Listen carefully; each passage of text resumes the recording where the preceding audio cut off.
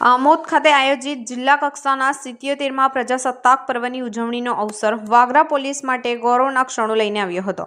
Vagra police સ્ટેશનમાં ફરજ બજાવતા અનાર્મ હેડ કોન્સ્ટેબલ ભોપાભાઈ ગફુરભાઈ અને વિપુલભાઈ મનુભાઈ તેમની સરાહનીય કામગીરી બદલ જિલ્લા પોલીસ અધ્યક્ષ અને જિલ્લા સમાહર્તાના હસ્તે પ્રશસ્તિપત્ર એનાયત કરી જાહેર મંચ પરથી સન્માનિત કરવામાં આવ્યા હતા। આ બંને પોલીસ જવાનોએ વર્ષો જૂના વણ ઉકેલાયેલા કેસોમાં નોંધપાત્ર સફળતા મેળવી હતી। છેલ્લા 30 વર્ષથી ધાડ અને લૂંટ જેવા ગંભીર ગુનાઓમાં નાસ્તા ફરતા 3 આરોપીઓને ઝડપી પાડીને કાયદાનું શાસન સ્થાપિત કરવામાં મહત્વની ભૂમિકા ભજવી હતી। તેમની આ નિષ્ઠાવાન અને જોખમી કામગીરી ઉચ્ચ અધિકારીઓ દ્વારા ખાસ નોંધ લેવામાં આવી હતી।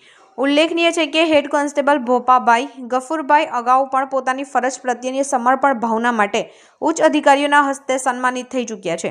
પ્રજાસત્તાક પર્વના પાવન દિવસે જિલ્લાના મુખ્ય મંચ પરથી આ સન્માન મળતા વાગરા પોલીસ બેડામાં ખુશીનો માહોલ છવાયો છે અને સાથી કર્મચારીઓ દ્વારા બંને જવાનો પર અભિનંદનની વર્ષા થઈ રહી છે।